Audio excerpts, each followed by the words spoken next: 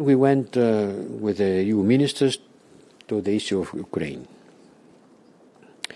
And we were joined by the Ukrainian Foreign Minister, Dmytro Kuleba, who debriefed us of the state of the play.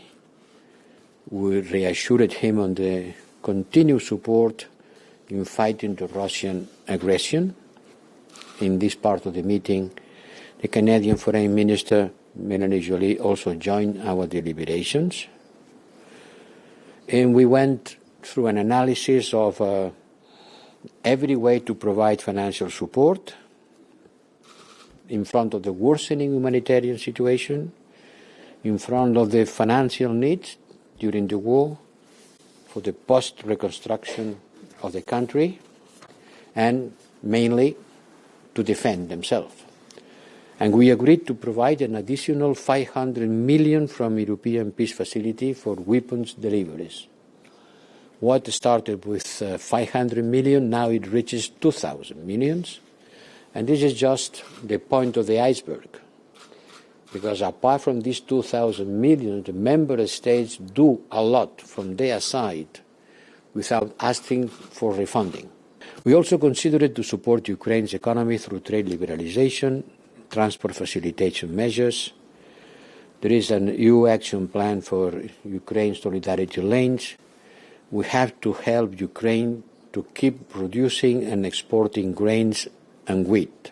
We will continue imposing sanctions on Russia to make the cost of the invasion unbearable to the Kremlin. Then there is the narrative battle. Russia is trying to shift the blame for the growing worldwide impact, not only towards its victims, Ukraine, but also to the European Union and to the West.